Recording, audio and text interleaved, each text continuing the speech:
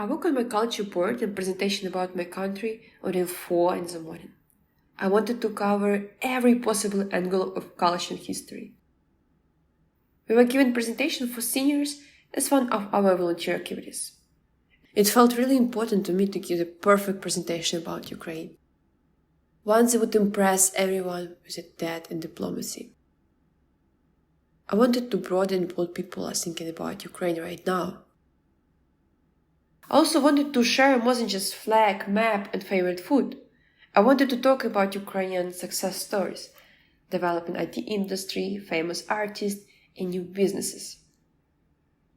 I wanted to show that our culture is more than just fatty bacon and borscht like in old Soviet films.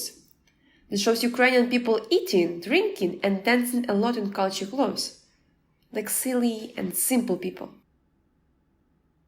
Of course, we have many historical dresses from different regions, music and traditions. But we have technologies, entrepreneurs, interesting architecture and beautiful place to visit. But I felt paralyzed by the fear of not meeting my own impossibly high standards. Finally, there was no more time. Standing in front of culture board, I was uncomfortable about what to start and what to say. People who stopped at my table started with comments like, "I'm so sorry." At other country tables, seniors laughed and tried to repeat their traditional dances. But in front of mine, everybody wobbled their heads and lowered their eyes. A young guy who worked at the senior center stopped to talk with me. Nervously, I asked him to roll the dice so I could tell him some interesting facts. Okay, number 8, here we go. Do you know the difference between Kyiv and Kyiv?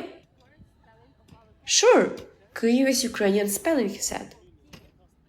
Yes, well done. Oh yeah, I know about Lviv, your food and culture, he said. Then, how's your family doing? It's hard, but they are worrying about me more than themselves.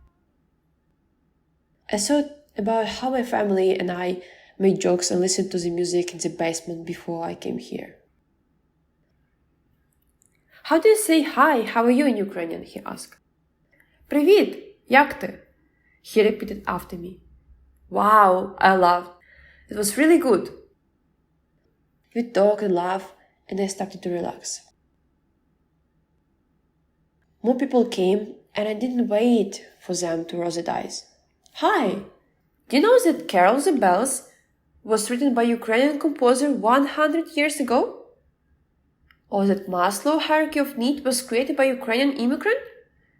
Have you ever seen Black Square, the painting by Kazimir Malevich? Later, I delivered my presentation in front of the whole group, with a newfound sense of confidence, knowing that perfection wasn't the goal, but connection and authenticity were.